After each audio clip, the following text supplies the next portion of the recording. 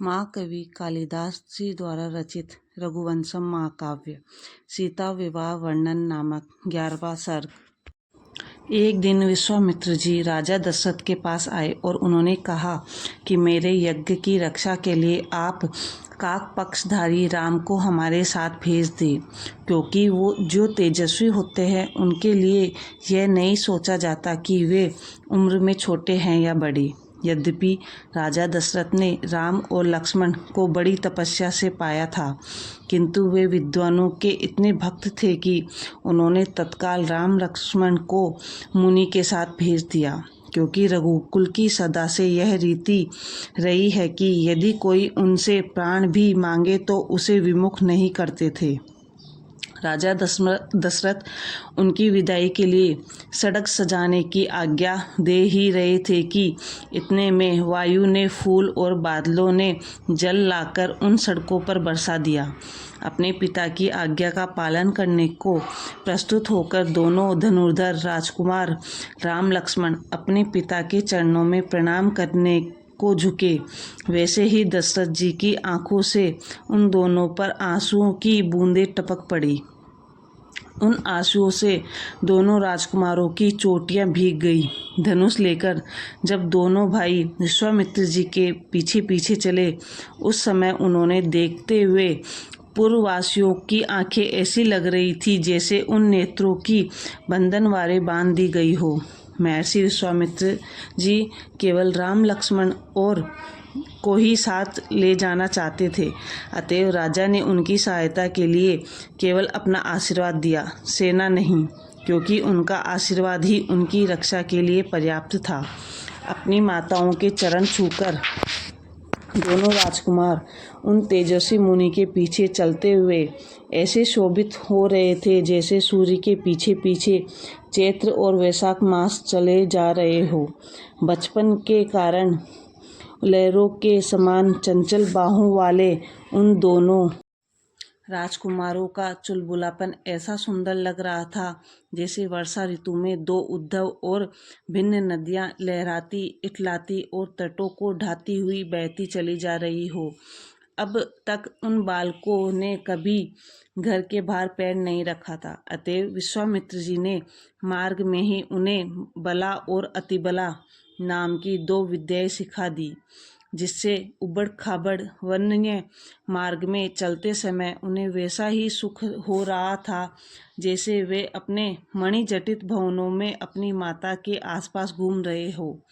जो राम और लक्ष्मण सदा दिव्य रथों पर चढ़कर चलते थे, उन्हें पैदल चलने में तनिक भी थकावट नहीं हुई, क्योंकि उनके पिता के मित्र विश्वामित्र जी उन्हें मार्ग में अनेक पुरानी कथाएं सुनाते चलते थे। मार्ग में के सरोवर में अपना मीठा जल पिलाकर, पक्षियों के मधुर गीत सुनाकर, वायु ने सुगंधित पराग फैलाकर और बादलों ने शीतल छाया देकर उन दोनों की बहुत बड़ी सेवा की।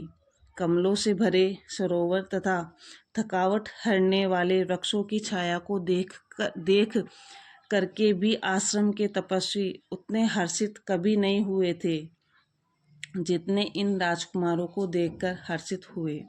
शिवजी ने जिस तपोवन में कामदेव को भस्म किया था, वहाँ सुंदर शरीर वाले राम धनुष लिए हुए जब पहुँचे, तब ऐसा लगा कि जैसे वे वहाँ कामदेव की केवल सुंदरता के प्रतिनिधि बनकर आए हों, उसके कार्यों के प्रतिनिधि नहीं। मार्ग में उन्हें सुकेतु की कन्या वह ताड़का राक्षसी मिली, जिसने सारा मार्ग उजाड़ बना डाला था, और विश्वामित्र जी ने जिसके शाप की कथा पहले ही राम को सुना दी थी, उसे देखा तो उन दोनों भाइयों ने अपने धनुषों को पृथ्वी पर टेक कर प्रत्यंचा चढ़ा ली। उनके धनुष की प्रत्यंचा की टंकार सुनते ही कानों में लटकती हुई मनुष्य की खोपड़ियों का कुंडल हिलाती हुई और अमावस्या की रात्रि के समान काली कलोटी ताड़का उनके समक्ष आकर इस तरह खड़ी हो गई जैसे बगुलों की पातों से भरी काली बदली छा गई हो। बड़े वेग से मार्ग के वृक्षों की ढाती प्रेतों के वस्त्र पहने भयंकर गर्जन करने वाली तथा शमशान से उठे हुए बवंडर के समान आकृति वाली ताड़का राम पर सहसा टूट पड़ी। वृक्ष की शाखा जैसी अपनी बाह उठाए और कमर में आतों की करधनी पहने उस ताड़का को देखकर राम ने स्त्री को मारने की घृणा और अपना बाण दोनों एक साथ छोड़ दिया। राम के उस बाण ने पत्थर की चट्टान जैसी कठोर ताड़का की छाती में जो छेद किया, वह मानो राक्षसों के उस देश में यमराज को प्रविष्ट होने के लिए द्वार खोल दिया, जहां अभी वे जा नहीं सके थे। रामबाण के आघात से ताड़का की छाती फट गई और वह नीचे गिरी। तब उसके गिरने से वह जंगल ही नहीं बल्कि तीनों लोकों को जीतकर प्राप्त रावण की राजलक्ष्मी भी कांप उठी। राम के बाण से बिंदुदर दुर्गंधित रुधिर से लिपटी ताड़का इस प्रकार सीधे यमलोक चली गई, जैसे काम के बाण से घायल कोई अभिसारिका चंदन का लेप करके अपने प्रेमी के घर जा पहुंची हो। सूर्य जैसे लकड़ी जलाने का तेज सूर्यकांत मणि को दे देता है, वैसे ही ताड़का के मरने से प्रसन्न महर्षि विश्वामित्र ने राक्षसों का संहार करने वाला मंत्र सहित दिव्य अस्त्र राम को दे दिया। वहां से चलकर रामचंद्र भगवान वामन के उस पवित्र आश्रम में गए, जिसके विषय में विश्वामित्र जी ने उन्हें पहले ही सब बता दिया था। वहां अपने पूर्व जन्म के वामनावतार की लीलाओं का ठीक ठीक स्मरण न होने पर भी वे कुछ उत्कंठित जैसे हो उठे। वहां से विश्वामित्र अपने आश्रम पहुँचे, जहाँ शिष्यों ने पूजा की सब सामग्री इकट्ठी कर रखी थी। वहाँ के वृक्ष पत्तों की अंजलि बांध खड़े थे और मृग बड़ी उत्सुकता से उन्हें निहार रहे थे। सूर्य और चंद्रमा जैसे बारी बारी से अपनी किरणों द्वारा पृथ्वी पर अंधेरा दूर करते हैं, वैसे ही आश्रम में राम और लक्ष्मण बारी बारी से यज्ञ करने वाले ऋषि विश्वामित्र के विघ्नों को दूर कर रहे थे। उसी समय यज्ञ की वेदी पर दुपहिया के फूल के जैसी बड़ी बड़ी रक्त की बूंदें देखकर ऋषियों को बड़ा आश्चर्य हुआ। उन्होंने यज्ञ बंद करके अपने अपने पैर के सर्वे धरती पर रख दिए। तत्काल राम ने अपने तुनीर से बाण निकाला और ऊपर मुंह करके आकाश की ओर देखा तो गिद्ध के पंखों की वायु से हिलती हुई ध्वजाओं वाली राक्षसी की सेना खड़ी दिखलाई दी। तब राम ने और सबको छोड़कर उन्हीं दो राक्षसों को बाण मारे जो उस सेना के सेनापति थे और यज्ञ से घृणा करते थे। बड़े बड़े सर्पों पर आक्रमण करने वाला गरुड़ क्या कभी जल के छोटे छोटे सांपों पर आक्रमण करता है? दिव्य अस्त्रों को चलाने में राम का हाथ ऐसा सदा हुआ था कि उन्होंने तुरंत अपने धनुष पर वाव्य अस्त्र चढ़ाया और पर्वत से भी बड़े ताड़का के पुत्र मारीच को उस बाण से इस तरह उड़ा दिया जैसे कोई सूखा पत्ता उड़ा दे। सुबाहु नाम का दूसरा राक्षस अपनी माया से इधर उधर घूम रहा था। उसे राम ने अपने बाणों से टुकड़े टुकड़े करके आश्रम में के बाहर फेंक दिया, जिसे पक्षियों ने आपस में बांटकर खा लिया। यज्ञ करने वाले ऋषियों ने जब देखा कि थोड़े ही समय में राम ने सारे विघ्न दूर कर दिए, तो उन्होंने राम और लक्ष्मण के पराक्रम की भूरी भूरी प्रशंसा की और मौन धारण किए हुए महामुनि विश्वामित्र के विधिवत अपना यज्ञ संपन्न किया। यज्ञ संपन्न हो जाने पर औभ्रय स्नान करके महर्षि विश्वामित्र ने उन राम और लक्ष्मण को बहुत बड़ा आशीर्वाद दिया, जिनके बालों की लटें प्रणाम करते समय हिल रही थी। कुशा से छिली हुई अपनी हथेली उनके सिर पर रखकर ऋषि ने अपना स्नेह दिखलाया। उन्हीं दिनों मिथिलेश जनक ने धनुष यज्ञ का आयोजन कर रखा था।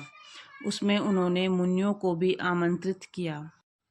धनुष यज्ञ की बात सुनकर दोनों राजकुमारों को बड़ा कुतूहल हुआ। अतएव विश्वामित्र जी उन दोनों को साथ लेकर मिथिलापुरी की ओर चल पड़े। वे कुछ ही दूरी पर चले थे कि सांझ हो गई, जिससे वे उस आश्रम के सुंदर वृक्षों के नीचे टिक गए जहाँ महान तपस्वी गौतम की स्त्री अहिल्या थोड़ी देर के लिए इंद्र की पत्नी बन गई थी। राम के चरणों की धूल सब पापों को हराने वाली थी, इसलिए उसके छूते ही पति के शाप से पत्थर बनी अहिल्या को इतने दिनों बाद फिर वही पहले वाला सुंदर शरीर प्राप्त हो गया। राजा जनक को जब यह समाचार मिला कि विश्वामित्र जी के साथ राम और लक्ष्मण भी आए हैं, तब वे पूजा की सामग्री लेकर उनकी अगवानी करने चले। जनक जी को वे दोनों भाई ऐसे लगे मानो मूर्तिमान धर्म के साथ अर्थ और काम भी चले आए हों। वे दोनों राजकुमार ऐसे सुंदर लग रहे थे जो जैसे दो पुनर्वसु नक्षत्र पृथ्वी पर उतर आए हों।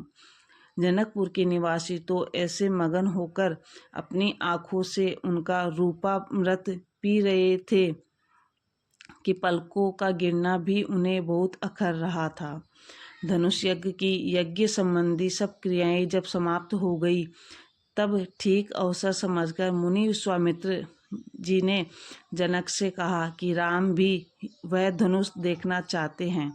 किंतु जनक ने जब एक और प्रसिद्ध वंश में उत्पन्न बालक राम का कोमल शरीर देखा और दूसरी ओर अपने उस धनुष पर दृष्टि डाली जिसे बड़े बड़े वीर भी नहीं झुका सके थे, तब उन्हें इस बात का बड़ा पछतावा हुआ कि मैंने अपनी कन्या के विवाह के निमित्त यह धनुष तोड़ने की प्रतिज्ञा क्यों की। उन्होंने विश्वामित्र से कहा, भगवान, बड़े बड़े मतवाले गजराज जो काम नहीं कर सकते, उसे हाथी के बच्चे से कराना व्यर्थ की बात है। अतएव मेरा मन तो नहीं चाहता कि इनसे धनुष उठवाया जाए। इस धनुष को उठाने में बड़े बड़े धनुर्धारी राजा भी लजाकर रह गए और अपनी उन भुजाओं को धिक्कारते हुए चले गए जिन पर धनुष की डोरी के बड़े बड़े गट्टे पड़े हुए थे। यह सुनकर मुनि बोले, राजन, इनकी शक्ति मैं आपको बतलाऊंगा, परंतु कहने से क्या होता है। जैसे वज्र की शक्ति की परीक्षा पहाड़ पर होती है, वैसे ही इनकी शक्ति की परीक्षा उस धनुष पर ही हो लेने दी जाए। मुनि के कथन से जनक जी को कुछ कुछ विश्वास हो चला कि जैसे वीर बहुटी के बराबर छोटी सी चिंगारी में भी जलाने की महती शक्ति छिपी रहती है, वैसे ही काक पक्षधारी राम में भी धनुष उठाने की शक्ति हो सकती है। जनक जी ने उसी प्रकार अपने सेवकों को धनुष लाने की आज्ञा दी, जैसे देवराज इंद्र बादलों को अपना धनुष प्रकट करने की आज्ञा देते हैं। धनुष लाया गया। वह ऐसा दिखता था कि मानो कोई बड़ा भारी अजगर सोया हुआ हो। राम ने देखते देखते उस शिव धनुष को उठा लिया, जिसे हाथों में लेकर शंकर जी ने मृग का रूप धारण धरकर भागने वाले यज्ञ देवता के ऊपर बाण बरसाए थे। यह देखकर सभी सभासदों को बड़ा आश्चर्य हुआ कि राम ने इस पर्वत जैसे विशाल धनुष पर वैसे ही सरलता से डोरी चढ़ा दी जैसे कामदेव अपने फूलों के धनुष पर डोरी चढ़ाते हैं। राम ने धनुष को इतनी जोर से ताना कि वह वज्र के समान भयंकर शब्द करके कड़कड़ाता हुआ टूट गया। ऐसा करके जैसे उसने महाक्रोधी परशुराम को यह सूचना दे दी कि क्षत्रिय लोग अब फिर सिर उठाने लगे हैं। जब राजा जनक ने देखा कि धनुष तोड़कर राम ने अपना पराक्रम दिखला दिया है, तब उन्होंने उनका बड़ा आदर किया और पृथ्वी से उत्पन्न अपनी कन्या जानकी उसी प्रकार राम के हाथों सौंप दी, मानो साक्षात अपनी राज्य लक्ष्मी ही उन्हें दे डाली हो। अपनी प्रतिज्ञा सत्य करने वाले जनक ने विश्वामित्र जी को ही विवाह का साक्षी अग्नि समझ लिया और उन्हीं के आगे राम को सीता समर्पित कर दी। राजा जनक ने अपने पूज्य पुरोहित द्वारा दशरथ जी के पास यह संदेश भेजा कि मेरी पुत्री सीता को स्वीकार करके आप इस निमि कुल पर वैसी ही कृपा कीजिए जैसे अपने सेवकों पर कृपा करते हो। उधर राजा दशरथ यह सोच ही रहे थे कि योग्य पतोहू मेरे घर में आए। इतने में ही जानकी जी के पुरोहित उनकी इच्छा पूर्ण होने का समाचार लेकर जा पहुँचे। ठीक ही है, पुण्यवानों की अभिलाषा कल्पवृक्ष के समान तत्काल फल देती है। इंद्र के मित्र और जितेंद्रिय दशरथ ने जनक के पुरोहित का बड़ा सत्कार किया। उनकी बातें सुनकर वे अपने साथ इतनी बड़ी सेना लेकर चले कि उससे उठी हुई धूल ने सूर्य को भी ढक दिया। वे ऐसे ठाट बाट से मिथिला पहुँचे कि मानो उसे घेरते हुए आए हों। मिथिला के उपवनों को तो उनकी सेना ने रौंद ही डाला, परंतु इस प्रेम के घेरे को उस नगरी ने वैसे ही सह लिया जैसे स्त्री अपने प्रियतम के कठोर संभोग को सह लेती है। तदंतर वरुण और इंद्र के समान प्रतापी उन दोनों राजाओं ने मिलकर शास्त्रीय विधि से ऐश्वर्य के अनुरूप अपने अपने पुत्रों और कन्याओं का विवाह संपन्न करा दिया। राम का सीता से और लक्ष्मण का सीता की छोटी बहन उर्मिला से विवाह हुआ। जनक जी के छोटे भाई कुशध्वज की मांडवी और श्रुतकीर्ति नाम की कन्याओं से भरत और शत्रुघ्न का विवाह हो गया। इन चारों भाई उन नई बहुओं के साथ ऐसे सुशोभित हुए जैसे राजा दशरथ को साम दाम दंड भेद इन चारों उपायों की सिद्धियां मिल गई हो।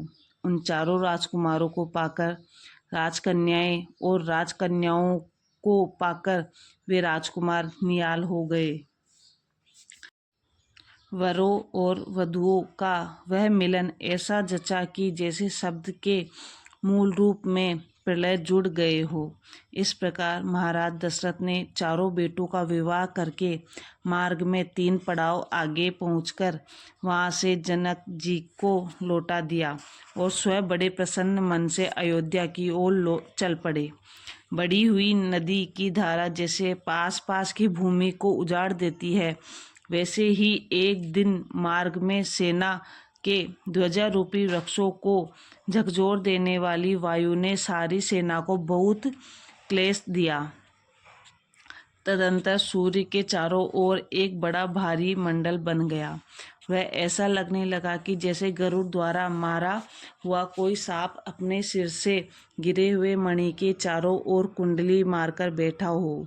जैसे रूखे और मेले बालों तथा रक्त के लाल कपड़ों वाली रजस्वला स्त्री देखने में अच्छी नहीं लगती, उसी प्रकार उस समय वे चारों दिशाएं भी आँखों को अच्छी नहीं लग रही थी, जिनसे मटमैले बाजों के पंख उड़ रहे थे और संध्या के लाल बादल छाए हुए थे।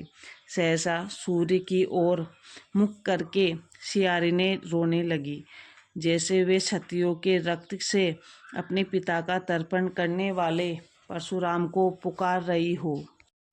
विपरीत वायु आदि अशकुन देखकर उसकी शांति के लिए दशरथ जी ने अपने गुरु से पूछा, अब क्या करना चाहिए? गुरुजी ने कहा, चिंता की कोई बात नहीं है, इसका फल अच्छा ही होगा। यह सुनकर दशरथ जी के मन में कुछ ढांढस बंधा। उसी समय सहसा एक ऐसा प्रकाश पुंज सेना के आगे उठता दिखलाई दिया, जिसे देखकर सब सैनिकों की आंखें चौंधिया गई। जब उन्होंने आंखें मलकर देखा, तब वह प्रकाश पुंज एक पुरुष के रूप में परिवर्तित दिखा। उस तेजस्वी पुरुष के शरीर पर ब्राह्मण पिता के अंश का सूचक यज्ञोपवीत और कंधे पर क्षत्रिय माता का अंश सूचक धनुष लटका हुआ था।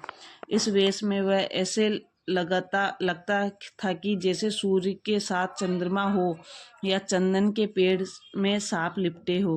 उन्होंने जब क्रोध से, कठोर हृदय से और उचित अनुचित का विचार छोड़ देने वाले पिता की आज्ञा मानकर अपने कांपती हुई माता का सिर काट लिया था, उस समय उन्होंने अब पहले घृणा को जीता और फिर संपूर्ण पृथ्वी जीत ली।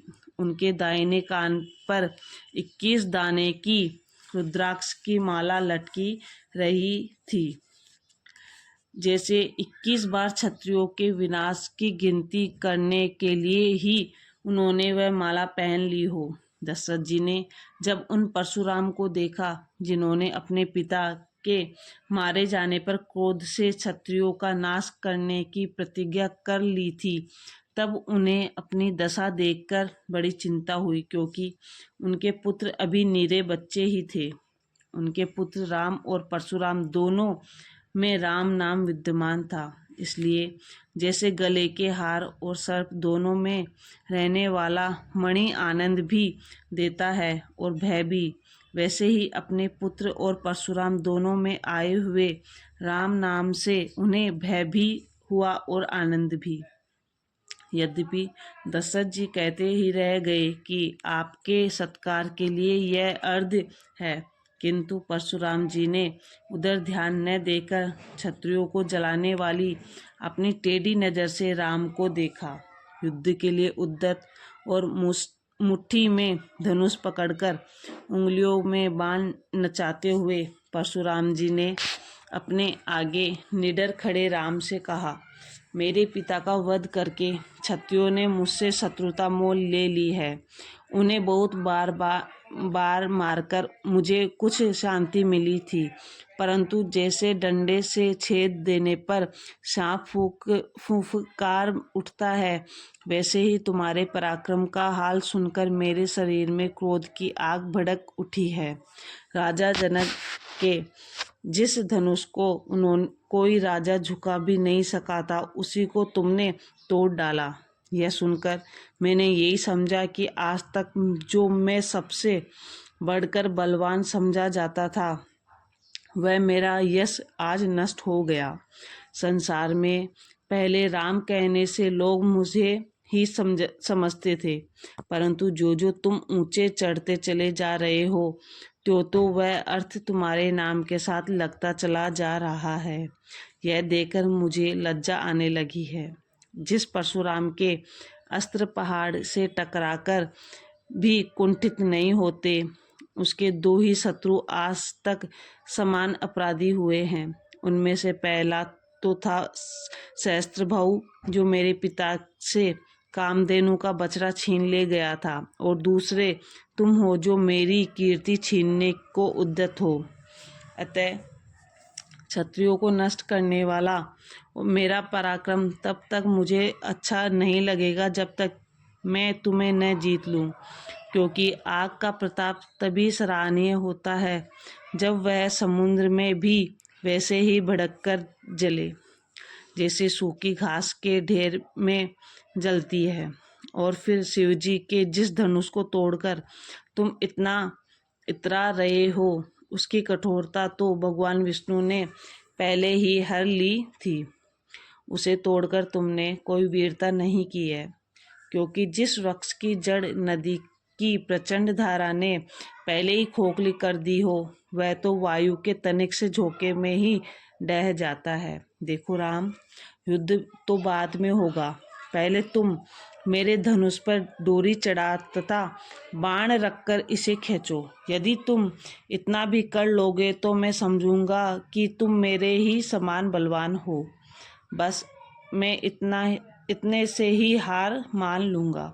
और यदि तुम मेरे फरसे की चमकती हुई धार को देखकर डर गए हो, तो अपने उन हाथों को जोड़कर मुझसे अभय की भीख मांगो, जिनकी उंगलियों में धनुष की डोरी चढ़ाने से व्यर्थ गड्ढे पड़े हुए हैं। भयंकर वेश वाले परशुराम जी ने जब यह कहा तो राम ने हंसते हंसते इस तरह वह धनुष हाथ में ले लिया मानो परशुराम जी के वचनों का वही उत्तर हो।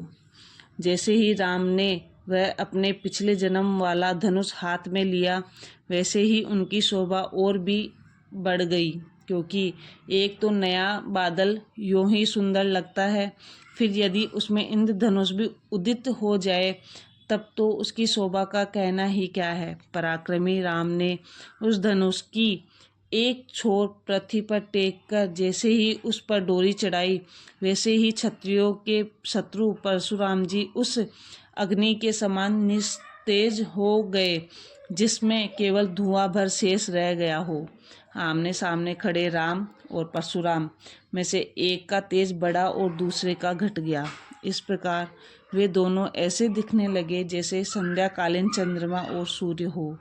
कार्तिकेय के समान तेजस्वी एवं दयालु रामचंद्र जी ने एक बार उन निस्तेज परशुराम जी को और उसके बाद धनुष पर चढ़े हुए अपने अचूक बाण को देखकर फिर बोले, यद्यपि आपने हमारा बहुत बड़ा अपमान किया है, परंतु आप ब्राह्मण हैं, अतएव मैं निर्दयी होकर आपको मारूंगा नहीं। किंतु यह तो बताइए कि अब इस बाण से मैं आपकी गति रोकूं या आपके उन दिव्य लोकों को नष्ट कर दूं जो आपने यज्ञ करके जीते हैं। परशुराम जी बोले, ऐसी बात नहीं है कि आपको देखते ही मैंने न पहचाना हो कि आप ही साक्षात पुरातन पुरुष हैं, किंतु मैंने ये जानने के लिए आपको कुपित किया था कि देखूं आप विष्णु भगवान का कितना तेज लेकर पृथ्वी पर अवतरित हुए हैं। पिता के शत्रुओं को नष्ट करने और सागर तक फैली हुई पृथ्वी ब्राह्मणों को दान देने वाले मुझ परशुराम के लिए आप परम पुरुष के हाथों हारना भी बड़े महत्व की बात है। अतः आप मेरी गति न रोकिए, जिससे मैं पवित्र तीर्थों में आ जा सकूं। मुझे भोग की इच्छा नहीं है, अतः यदि स्वर्ग भी न मिले तो मुझे कुछ भी दुख नहीं होगा। यह सुना तो राम ने परशुराम का कहना मानकर पूर्व दिशा की ओर मुंह करके बाण छोड़ दिया। यद्यपि परशुराम जी ने बहुत पुण्य किए थे, वह बाण सदा के लिए परशुराम जी के द्वारा अर्जित स्वर्ग का मार्ग रोककर खड़ा हो गया। राम ने परशुराम से क्षमा मांगते हुए उनके श्री चरणों का स्पर्श किया, क्योंकि कोई भी पराक्रमी जब अपने बल से शत्रु को जीत लेता है तब वह यदि नम्रता भी दिखलाए तो उसकी कीर्ति भी ही बढ़ती है। परशुराम ने कहा, मुझे यह दंड देकर आपने मेरा बहुत बड़ा उपकार किया है। इससे मेरा सबसे बड़ा लाभ तो यह हुआ है कि आपने क्षत्रिय माता से प्राप्त मेरे रजोगुण को दूर करके मुझे मेरे पिता का सतोगुण दे दिया है। अब मैं जाता हूँ। आप देवताओं का जो कार्य करने धरती पर आए हैं वह बिना विघ्न के पूरा हो। राम लक्ष्मण से यह सुनकर परशुराम तत्काल अंतर्ध्यान हो गए। इस प्रकार परशुराम के चले जाने पर विजयी राम को दशरथ जी ने गले से लगा लिया और वे स्नेह सिक्त होकर यह समझने लगे कि राम का दूसरा जन्म हुआ है।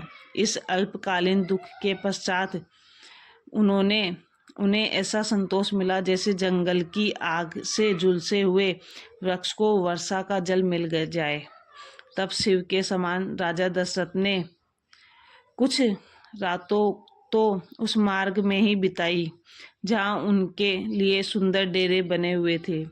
तदंतर वे उस अयोध्या नगरी में पहुँचे जहाँ सीता जी को देखने के लिए उत्सुक नगर की सुंदरी स्त्रियों की आंखें झरोकों में कमल जैसी दिख रही थी। इस प्रकार रघुवंशम महाकाव्य में सीता विवाह वर्णन नामक 11वां सर्ग समाप्त।